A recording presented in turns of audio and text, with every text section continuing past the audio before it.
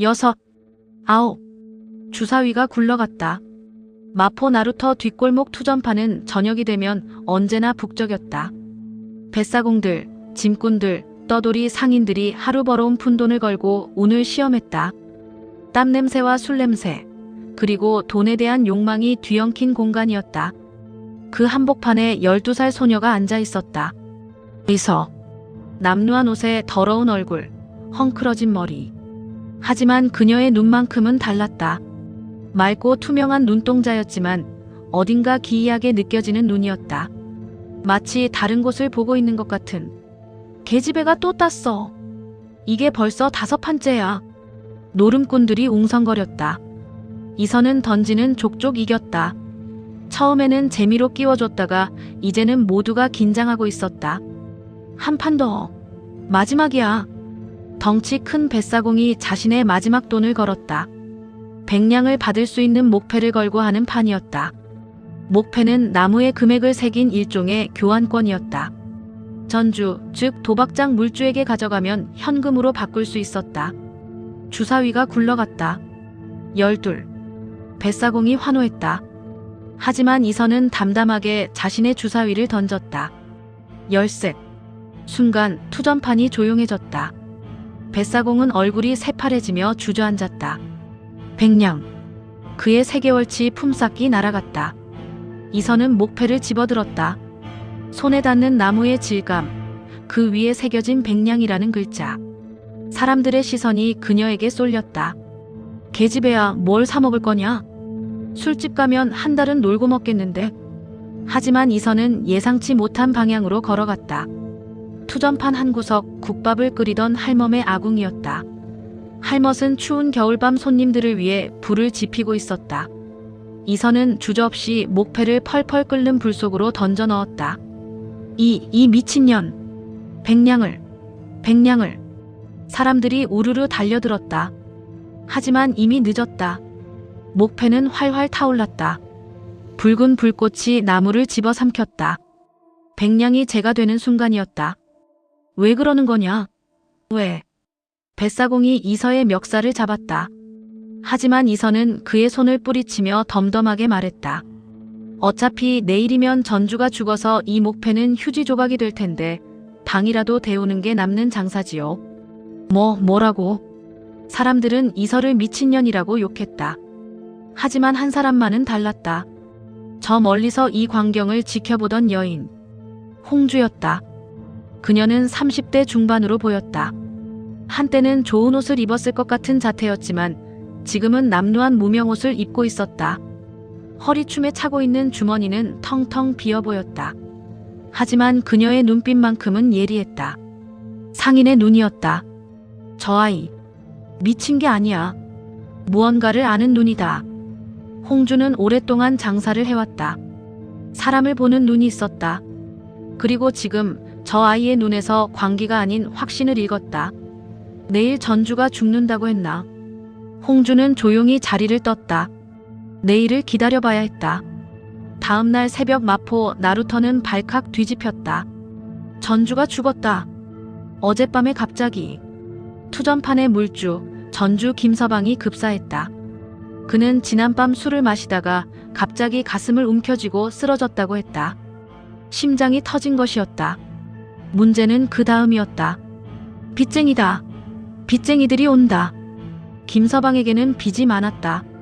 그가 죽자마자 빚쟁이들이 몰려들어 투전판을 초토화시켰다. 도박장은 하루아침에 문을 닫았고 어제까지 귀했던 목패들은 순식간에 휴지 조각이 되었다. 내 100냥. 어젯밤 이서에게 진 뱃사공이 땅을 치며 울었다. 그는 자신의 목패를 현금으로 바꾸려고 했지만 이미 전주는 죽었고 빚쟁이들이 판을 접어버린 뒤였다. 그 계집애, 정말 알았던 거야? 사람들은 소름이 돋았다. 어제 이서가 한 말이 떠올랐다. 내일 전주가 죽는다고. 그리고 정말 죽었다. 홍주는 이서를 찾아 헤맸다. 마포 나루터 뒷골목 구석구석을 뒤졌다. 그리고 마침내 한 허름한 창고 뒤에서 발견했다. 이서는 빚쟁이 둘에게 붙잡혀 있었다. 이 계집의 아비가 온양 빚지고 도망갔어. 내가 갚아야지. 빚쟁이 하나가 이서의 머리채를 잡아당겼다. 이서는 아픔을 참으며 입을 다물고 있었다. 말을 해. 내 애비 어디 갔어? 그때 홍주가 끼어들었다. 내가 갚겠소. 빚쟁이들이 돌아봤다. 홍주는 차분한 목소리로 말을 이었다. 얼마요? 5냥이요. 5냥. 홍주는 주머니를 뒤졌다. 그 안에는 동전 몇 잎이 전부였다. 그녀는 그 중에서 1냥짜리 하나를 꺼냈다. 남은 전 재산이었다. 1냥밖에 없소. 뭐? 5냥인데 1냥? 빚쟁이가 버럭 화를 냈다. 하지만 홍주는 침착했다. 그 아비는 죽었을게요. 죽었다니? 안 그러면 달아날 이유가 없지 않소? 어디선가 죽었거나 강에 빠졌거나 죽은 사람한테 빚은 받을 수 없소. 법이 그러하오. 빚쟁이는 머뭇거렸다. 홍주의 말이 일리가 있었다. 이 아이라도 데려가시오. 12살이면 일은 할 수 있소. 3년만 부려먹으면 5냥은 뽑을 수 있지 않겠소? 아니면 기생집에라도 팔면 되고. 빚쟁이들은 서로 눈치를 봤다. 사실 그들도 5냥을 받을 수 있을 거라고 생각하지 않았다. 1냥이라도 건지는 게 나았다. 치, 좋소. 가져가시오. 빚쟁이들은 1냥을 받고 투덜거리며 떠났다. 이서는 홍주를 물끄러미 바라봤다. 경계하는 눈빛이었다. 홍주는 무릎을 굽혀 이서와 눈높이를 맞췄다. 이름이 뭐냐? 이서. 좋아, 이서. 나는 홍주다. 대동상단을 운영하고 있지. 배고프지? 이서의 배에서 꼬르륵 소리가 났다. 홍주가 미소 지었다. 가자. 밥부터 먹이마. 홍주는 이서의 손을 잡았다. 이서는 처음에 움찔했지만 이내 따라갔다. 그녀에게는 다른 선택지가 없었다. 대동상단은 마포 나루터에서 조금 떨어진 곳에 있었다. 상단이라고 하기엔 너무 초라했다. 허름한 창고 하나와 그 옆에 붙은 작은 사랑채가 전부였다. 행수님. 문을 열자 30대 후반의 사내가 반겼다. 만석이라는 점원이었다. 누구십니까? 새 식구다. 이서라고 한다. 만석의 얼굴이 굳었다. 행수님. 또 식구를 늘리시면 어떡합니까? 우리도 밥 먹기 힘든데. 걱정 마라. 이 아이는 밥값을 할 게다. 홍주는 이서를 부엌으로 데려갔다. 부뚜막에는 아침에 남은 밥과 된장찌개가 있었다. 홍주는 정성스럽게 밥을 퍼서 이서 앞에 놓았다. 먹어라. 천천히 먹어도 된다. 아무도 뺏어가지 않아. 이서는 숟가락을 들었다. 손이 떨렸다. 언제 마지막으로 따뜻한 밥을 먹었던가. 아버지가 도망가고 나서 사흘째 굶고 있었다. 첫 숟가락을 입에 넣는 순간 눈물이 났다. 따뜻했다. 부드러웠다. 이서는 울음을 참으며 밥을 먹었다. 한 톨도 남기지 않았다. 홍주는 그 모습을 조용히 지켜봤다. 이 아이, 얼마나 외로웠을까. 밥을 다 먹은 이서에게 홍주가 물었다. 이서야, 어제 내가 한 말. 전주가 죽는다는 걸 어떻게 알았느냐? 이서는 잠시 망설이다가 입을 열었다. 보였어요. 뭐가? 전주 아저씨가 가슴을 움켜쥐고 쓰러지는 게. 어젯밤 술을 마시다가. 홍주의 눈빛이 변했다. 미래를 보는 거냐? 이서는 고개를 끄덕였다. 가끔 보여요. 앞으로 일어날 일들이. 언제부터? 기억나는 건 5살 때부터요. 어머니가 병에 걸려 죽는 걸 봤어요. 그리고 정말 죽었어요. 홍주는 숨을 깊이 들이마셨다. 믿기 어려운 이야기였다. 하지만 어제 목패를 태운 것, 전주가 실제로 죽은 것, 모두 설명이 됐다. 이서야. 홍주가 진지하게 말했다. 나는 내 능력을 이용하고 싶다. 솔직히 말하마. 우리 상단은 지금 빚더미에 앉아있어. 내 아버지가 잘못된 장사를 해서 큰 빚을 지고 돌아가셨거든. 이서는 홍주를 바라봤다. 홍주는 거짓말을 하지 않고 있었다. 하지만 나는 너를 도구로 쓰고 싶지 않아. 우리 식구로 삼고 싶다. 내가 우리를 돕고 우리도 너를 지켜줄게. 어떠냐? 이서는 처음으로 누군가에게 제안을 받았다. 이용당하는 게 아니라 함께하자는 제안을. 좋아요. 홍주가 미소 지었다. 고맙다 이서야. 그날부터 이서는 대동상단의 식구가 됐다. 홍주는 신중했다. 이서의 능력이 진짜인지 확실히 해야 했다. 그리고 큰 돈을 걸기 전에 작은 거래들로 검증하기로 했다. 첫 번째 시험은 한 달 후에 왔다. 행수님, 청나라 비단이 들어왔습니다. 만석이 흥분해서 달려왔다. 청나라 비단은 조선에서 인기가 많았다. 특히 화려한 색깔의 비단은 양반과 여인들 사이에서 큰 인기였다. 얼마에 팔고 있나? 다른 상단보다 30% 싸답니다. 지금 사두면 큰 이익이에요.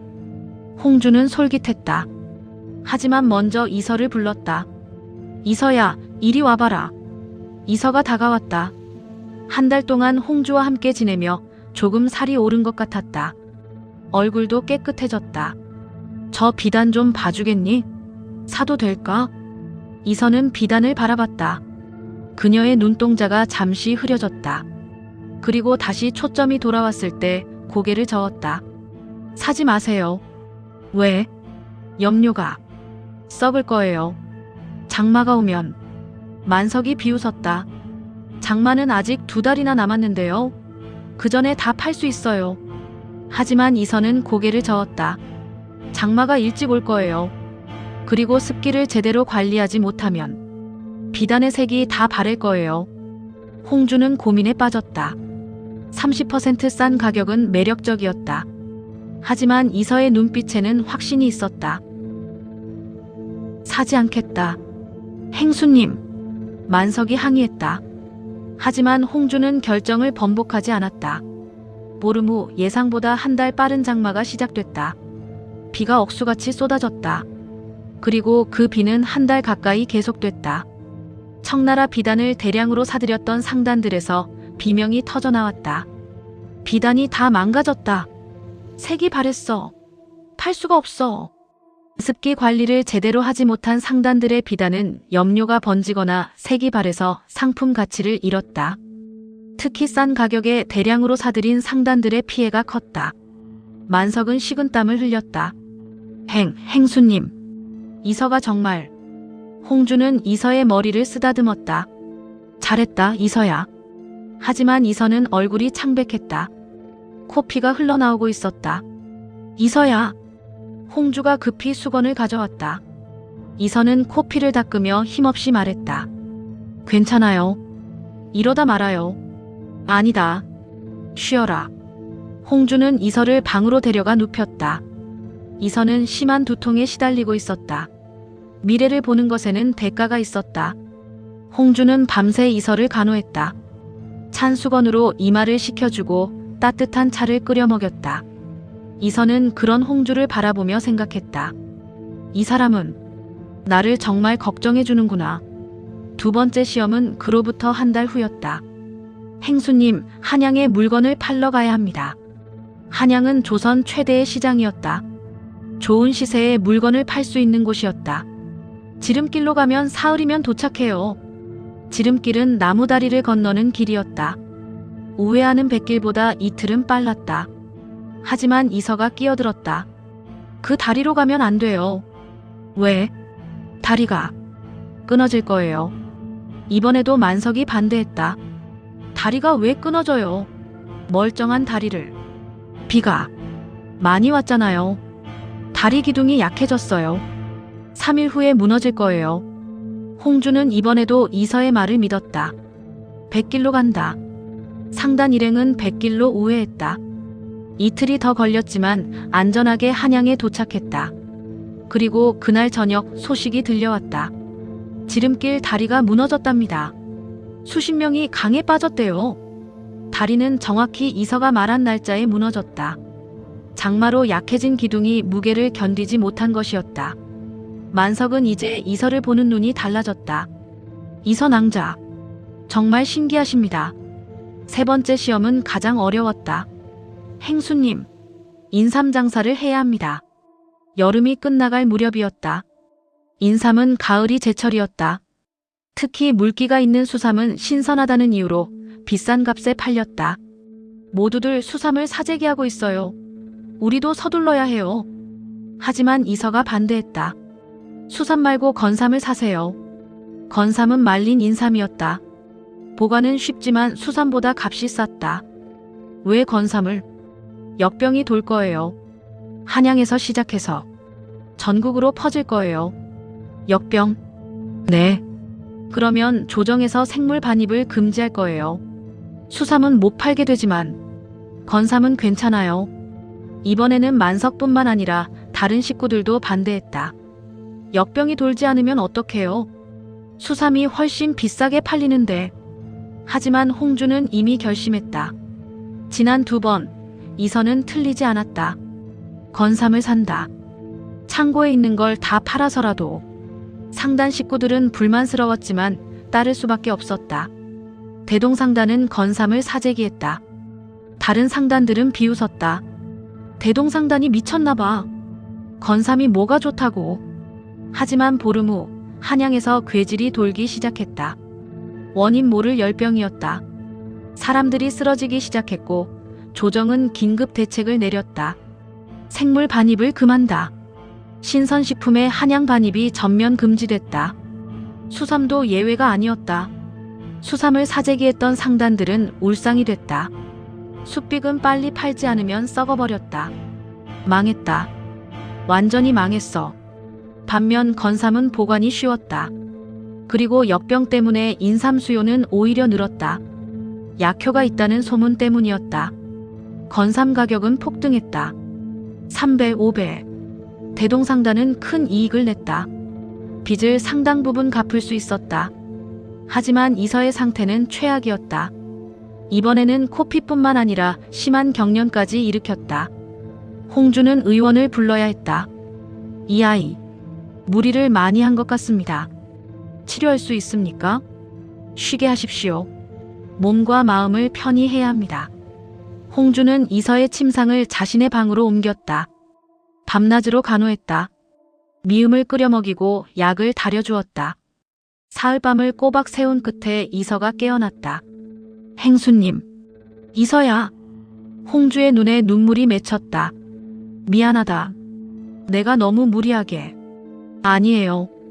이서가 홍주의 손을 잡았다. 행수님은 저를 도구로 쓰지 않아요. 아플 때마다 옆에 있어 주시잖아요. 제가 보답하고 싶어서 한 거예요. 홍주는 이서를 꼭 안았다. 고맙다. 정말 고맙다, 이서야. 그날 밤 홍주는 결심했다.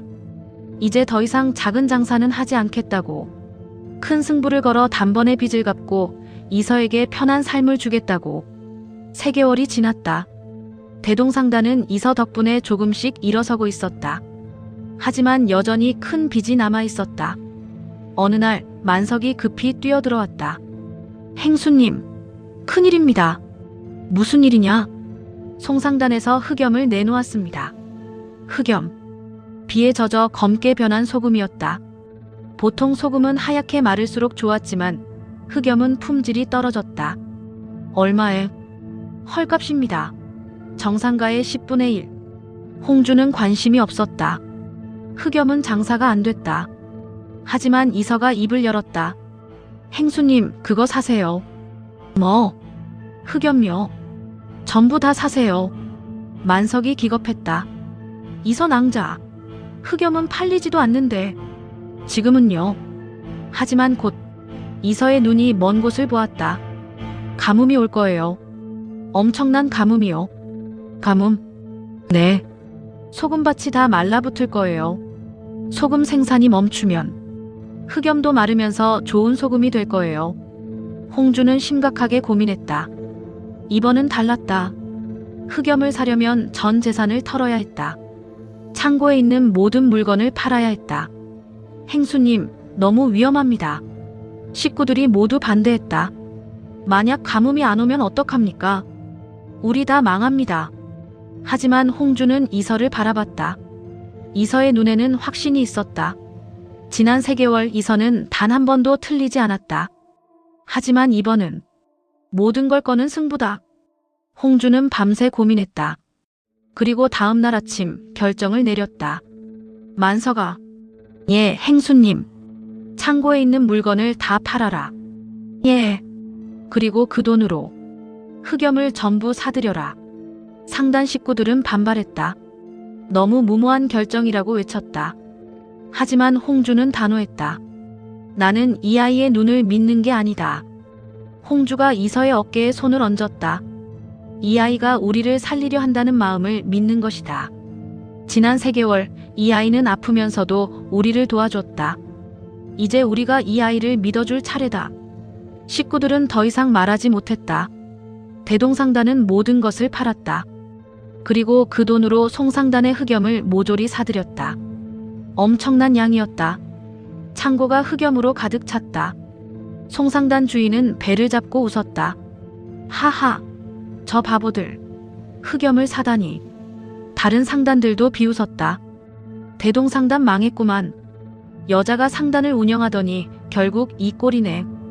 하지만 보름 후 날씨가 이상해지기 시작했다. 비가 오지 않았다. 한 달이 지나도 2달이 지나도 비가 오지 않았다. 하늘은 맑고 햇빛은 뜨거웠다. 논이 갈라지기 시작했다. 가뭄이다. 큰 가뭄이야. 100년 만에 대가뭄이었다. 강물이 마르고 우물이 바닥을 드러냈다. 농사는 망쳤고 백성들은 물을 구하러 헤맸다. 소금밭도 예외가 아니었다. 소금밭이 말라붙었다. 생산을 못하겠어. 소금 생산이 완전히 중단됐다. 소금은 필수품이었다.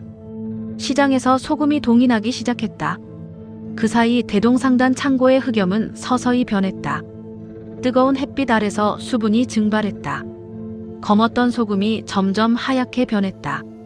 그리고 완전히 말랐을 때 그것은 최상급 백색 소금이 되어 있었다. 행수님, 소금이. 만석이 환호했다. 창고 가득한 흑염이 모두 고급 소금으로 변한 것이었다. 소금값은 미친 듯이 올랐다. 10배, 20배. 홍주는 조심스럽게 소금을 시장에 내놓았다. 하지만 폭리를 취하지 않았다. 가뭄에 고통받는 백성들을 생각해 적당한 가격에 팔았다. 그럼에도 이익은 어마어마했다. 헐값에 산 흑염을 20배 가격에 판 것이다. 대동상단이 백성을 살렸다. 폭리를 취하지도 않았어. 홍주의 이름이 조선 팔도에 퍼졌다. 대동상단은 하루아침에 유명해졌다. 홍주는 이익금으로 모든 빚을 갚았다. 그리고 남은 돈으로 더 큰 상단을 꾸렸다. 이서야, 우리 해냈다. 홍주가 이서를 안았다. 이서는 눈물을 흘리며 웃었다. 네, 행수님. 하지만 모두가 기뻐한 것은 아니었다. 한양의 한 저택. 송대인은 보고를 듣고 있었다. 대동상단이 흑염으로 대박을 냈다고. 예, 대감마님. 송대인은 조선 최고의 거상이었다. 왕실 납품을 독점하고 있었고 조선 상권의 절반을 쥐고 있었다. 홍주라. 재미있는 계집이로군. 송대인의 눈이 번뜩였다. 뒤를 캐라. 어떻게 시세를 읽는지. 신복이 조사를 시작했다. 그리고 며칠 후 놀라운 사실을 알아냈다. 대감마님, 홍주 곁에 이상한 아이가 있다고 합니다. 아이? 예. 눈이 기이한 아이라고 하더이다. 그 아이가 예언을 하면 홍주는 그대로 따른다고 합니다. 송대인은 흥미를 느꼈다. 미래를 보는 아이. 그 아이를 어찌하시겠습니까? 송대인은 미소를 지었다. 차갑고 탐욕스러운 미소였다. 데려와야지. 그 아이는 내 것이 되어야 해. 한 달 후 대동상단에 초대장이 도착했다. 송대인의 연회. 홍주는 의아해했다. 송대인은 조선 최고의 거상이었다. 그런 사람이 왜 자신을 초대하는지. 가지 마세요. 이서가 말했다. 왜? 좋지 않은 느낌이 들어요. 하지만 홍주는 고민에 빠졌다. 송대인을 거절하면 앞으로 장사에 방해가 될 수 있었다. 괜찮다. 조심하면 돼. 행수님, 너도 함께 가자. 내가 옆에 있으면 안심이 된다. 연회날 홍주와 이서는 송대인의 저택을 찾았다. 저택은 엄청나게 컸다. 궁궐처럼 화려했다. 어서 오십시오, 홍주 상주님. 송대인이 직접 나와 맞이했다. 60대의 노인이었지만 기운이 넘쳤다. 초대해 주셔서 감사합니다, 대감마님. 연 회장은 화려했다. 거대한 홀에 수십 개의 촛대가 걸려 있었고 산의 진미가 차려져 있었다. 하지만 이선은 불안했다. 무언가 잘못될 것 같은 느낌이 들었다. 연회가 시작됐다. 송대인은 홍주를 지켜 세웠다. 홍주 상주 참으로 대단하십니다. 흑염으로 큰 이익을 내시다니. 과찬이십니다, 대감마님. 어떻게 그런 해안을 가지셨습니까? 송대인의 눈이 이서를 향했다. 이서는 움찔했다. 운이 좋았을 뿐입니다. 그럴까요? 아니면. 송대인이 몸을 앞으로 기울였다. 특별한 비결이 있으신 게 아닙니까? 그 순간 이서의 눈에 무언가가 보였다. 천장. 거대한 촛대. 그것이 떨어지는 환영이었다. 홍주를 정확히 향해. 행수님. 이서가 비명을 질렀다. 홍주를 향해 달려갔다. 피하세요. 머리 위가. 이서가 홍주를 거칠게 밀쳐냈다. 그 순간 굉음이 울렸다. 쾅. 거대한 촛대가 떨어졌다. 홍주가 앉아있던 의자가 산산조각 났다. 만약 이서가 밀치지 않았다면 홍주는 죽었을 것이다. 홍주는 넘어지며 탁자 모서리에 이마를 부딪혔다. 피가 흘렀다. 행수님. 이서가 달려갔다. 연 회장은 아수라장이 됐다. 어떻게 된 거냐? 촛대가 왜 떨어진 거야?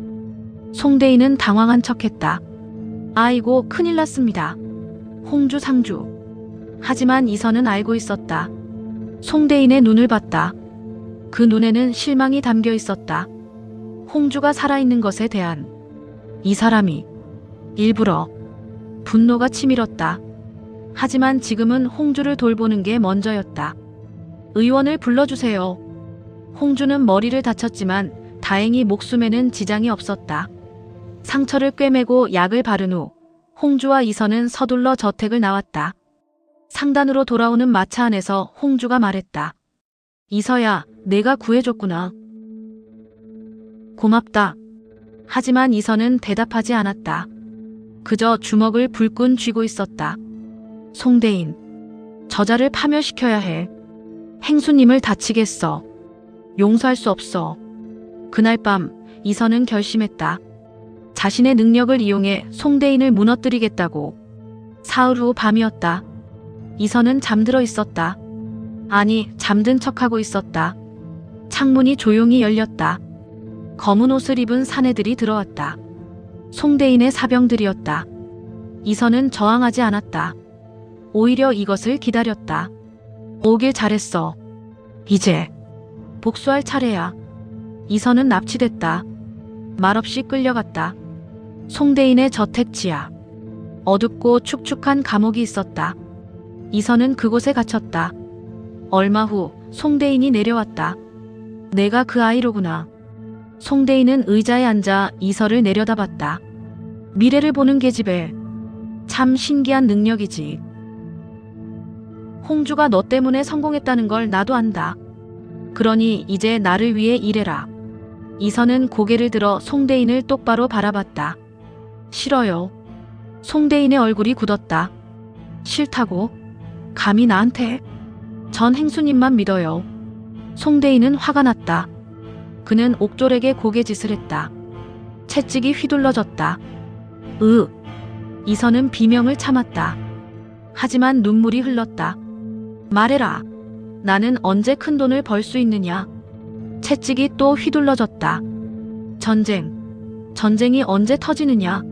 나는 전쟁으로 조선을 집어삼킬 것이다. 이서는 입을 다물었다. 송대인은 점점 화가 났다. 그때 감옥문을 지키던 옥졸 하나가 갑자기 가슴을 움켜쥐고 쓰러졌다. 심장마비였다. 옥졸은 그대로 숨이 끊어졌다. 송대인이 화들짝 놀랐다. 뭐야? 이서가 조용히 중얼거렸다. 곧 죽을 텐데. 송대인은 소름이 돋았다. 이서가 옥졸을 보며 중얼거린 직후 정말 죽은 것이다. 이 아이. 정말 미래를 보는구나. 두려움과 동시에 흥분이 밀려왔다. 이 능력을 가지면 조선뿐 아니라 천하를 얻을 수 있을 것이다. 송대인은 태도를 바꿨다. 채찍을 내려놓고 부드러운 목소리로 말했다. 이서야.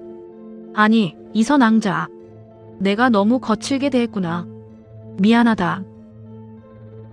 나는 너를 해치고 싶지 않아. 그저 협력하고 싶을 뿐이야. 송대인은 이서 앞에 무릎을 꿇었다. 제발 말해다오.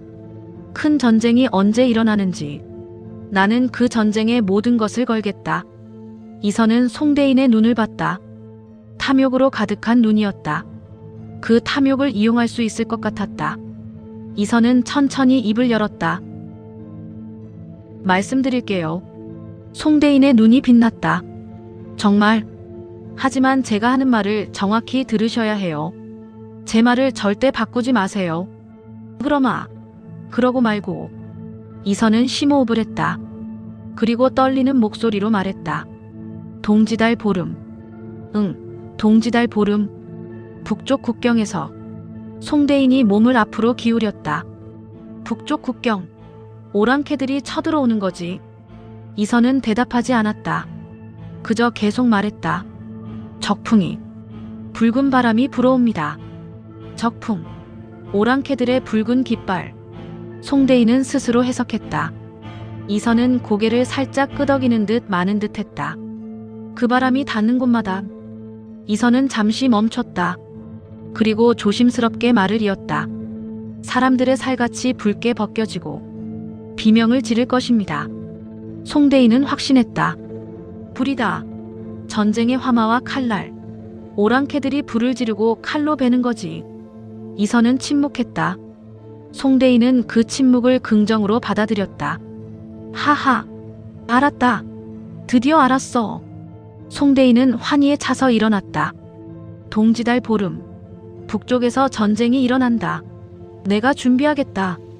이서는 고개를 숙였다. 입가에 살짝 미소가 번졌다. 송대인은 보지 못했다. 멍청한 사람. 탐욕이 눈을 가렸구나. 이서가 말한 적풍은 전쟁이 아니었다. 살같이 붉게 벗겨진다는 것도 칼이 아니었다.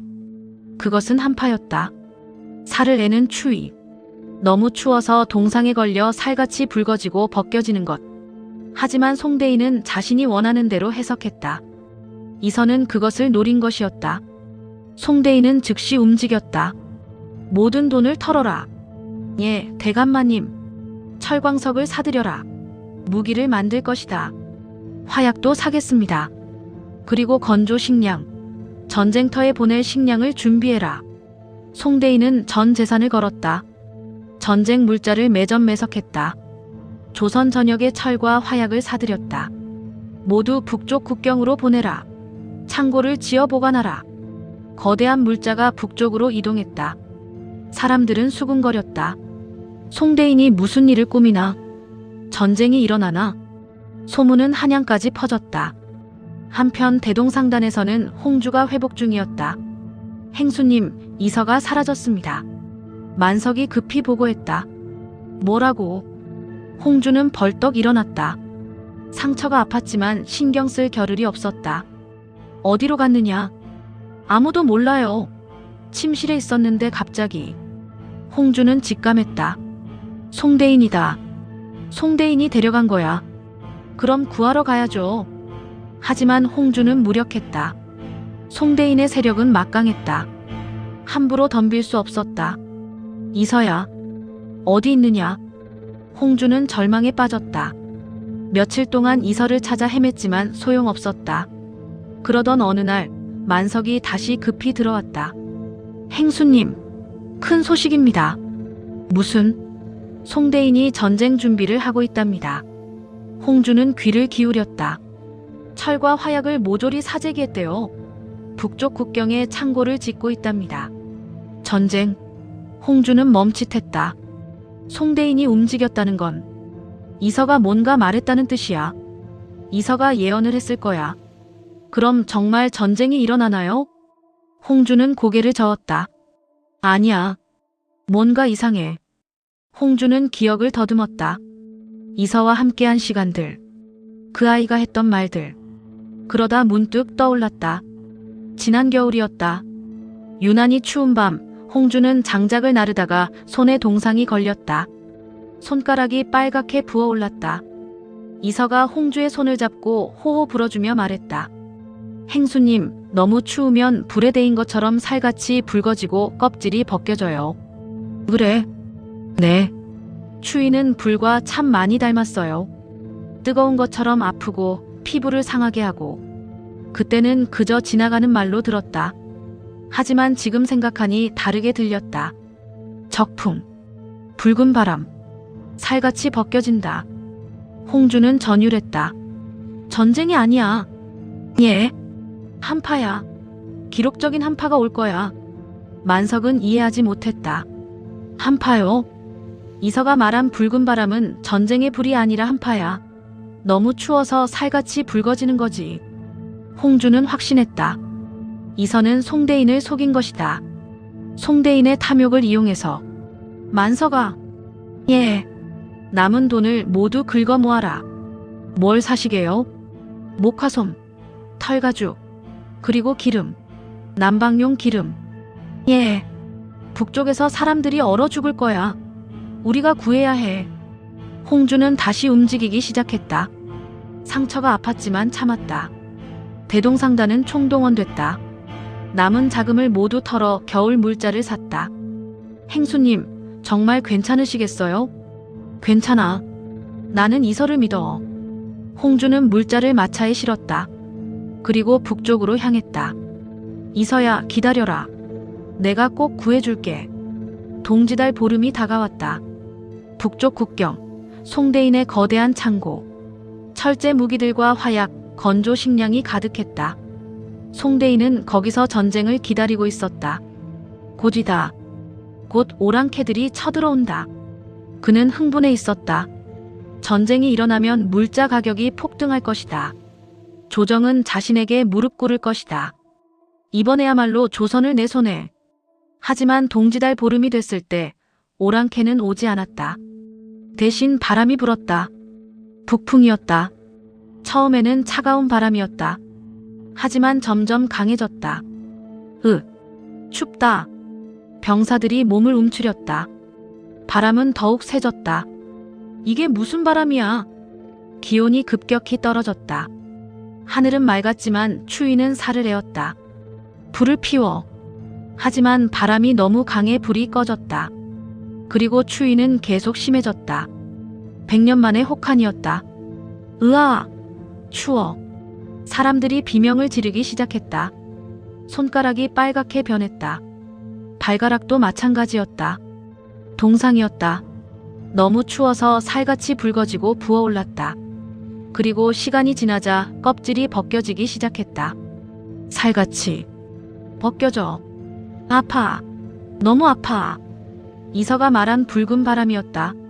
살같이 붉게 벗겨지는 한파. 송대인은 그제야 깨달았다. 아니야. 이건 전쟁이 아니야. 창고를 돌아봤다. 철제 무기들이 쌓여 있었다.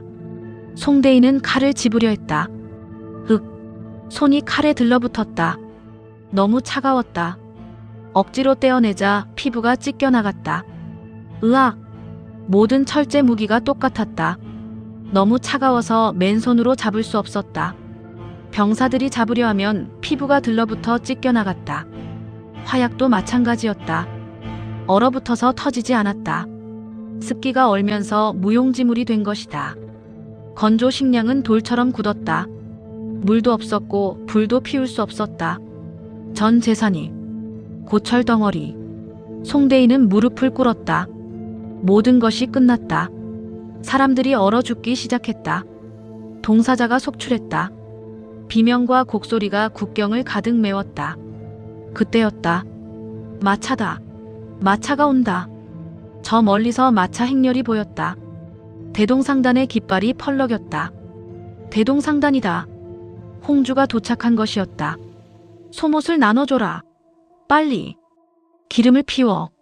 불을 피워.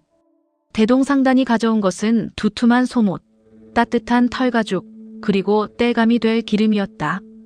얼어 죽어가던 병사들과 백성들에게 소못이 나눠졌다. 기름으로 불을 피우자 사람들이 모여들었다. 살았다. 살았어. 대동상단이 우릴 살렸다. 홍주는 쉬지 않고 물자를 나눠줬다. 가격을 받지도 않았다. 그저 사람들을 살리는 데만 집중했다. 이선은 어디 있느냐? 홍주는 송대인의 창고로 달려갔다. 그곳에는 송대인이 주저앉아 있었다. 이서를 어디 뒀느냐? 송대인은 대답하지 않았다. 모든 것을 잃은 사람의 눈이었다. 홍주는 창고를 뒤졌다. 그리고 지하 감옥에서 이서를 발견했다. 이서야. 이서는 추위에 떨고 있었다. 상처투성이었다. 하지만 살아있었다. 행수님. 홍주는 이서를 꼭 안았다. 미안하다. 늦어서 미안하다. 아니에요. 행수님이 올 거라고 믿었어요. 홍주는 자신의 붉은 털망토를 벗어 이서에게 덮어줬다. 따뜻한 망토였다. 정말 무서운 바람이 불었네요. 이서가 미소 지었다. 그래. 하지만 우리는 따뜻한 바람을 맞았다. 홍주가 이서의 머리를 쓰다듬었다. 이제 집으로 가자. 한 달 후 송대인은 파산했다. 전쟁 물자로 사들인 모든 것이 쓸모없어졌다. 게다가 시장을 교란하려 했다는 죄목으로 관아에 잡혀갔다. 반면 대동상단은 영웅이 됐다. 대동상단이 북쪽 백성을 살렸다. 홍주 상주는 의인이다. 조정에서도 홍주를 불렀다. 홍주, 그대의 의로운 행동에 감사하노라. 과분하신 말씀입니다, 전하. 그대에게 해민서의 물자 조달권을 주겠노라. 해민서는 백성을 치료하는 관청이었다. 그곳의 물자 조달권은 엄청난 이권이었다. 감사합니다, 전하. 대동상단은 조선에서 손꼽히는 상단이 됐다. 하지만 홍주는 여기서 멈추지 않았다. 이서야. 네, 행수님. 다음은 어디로 갈까? 홍주와 이서는 한양 성문 밖에 서 있었다. 먼 지평선이 보였다. 청나라는 어떨까요? 청나라? 네. 거기도 시세가 있을 거예요. 외국도 재미있을 것 같고요. 홍주가 웃었다. 그래, 가보자. 천하를 다 둘러보자. 두 사람은 걸음을 내디뎠다. 단돈 1량의 거래로 시작된 인연. 이서는 주머니에서 1량짜리 동전을 꺼냈다. 홍주가 처음 자신을 산 그 돈이었다. 이서는 지금까지 소중히 간직하고 있었다. 행수님, 이거 기억하세요? 응? 그게 뭐냐? 행수님이 저를 사신 1량이에요. 전 이거 절대 안 쓸 거예요. 왜? 이서가 미소 지었다. 행수님이 제게 준 첫 번째 따뜻함이니까요. 제 인생이 바뀐 시작점이니까요. 홍주는 이서의 머리를 쓰다듬었다. 나도 그날을 기억한다. 내가 목패를 태우던 날. 미친년이라고 욕하는 사람들도 많았죠. 그래, 하지만 나는 내 눈을 봤어. 광기가 아니라 확신을 봤지. 두 사람은 서로를 바라보며 웃었다. 해가 떠오르고 있었다. 새로운 하루, 새로운 시작. 시세는 변한다. 돈의 가치도 변한다. 전쟁도 일어나고 한파도 몰아친다. 하지만 두 사람이 나눈 신뢰만큼은 변하지 않을 것이다. 운명을 거래하는 아이와 그녀를 믿은 상인. 그들의 전설은 이제 막 시작됐다. 조선을 넘어 청나라로, 외국으로, 그리고 천하로. 마포 나루터 뒷골목에서 시작된 이야기가 세상을 바꿀 것이다. 가자, 이서야. 네, 행수님. 두 사람의 뒷모습이 아침 햇살 속으로 사라졌다. 그리고 그들이 남긴 이야기는 오래오래 전해질 것이다. 시세를 읽는 눈, 운명을 거래하는 힘, 그리고 무엇보다 서로를 믿는 마음. 이야기 재미있게 들으셨나요? 좋아요는 영상 제작에 큰 힘이 됩니다. 감사합니다.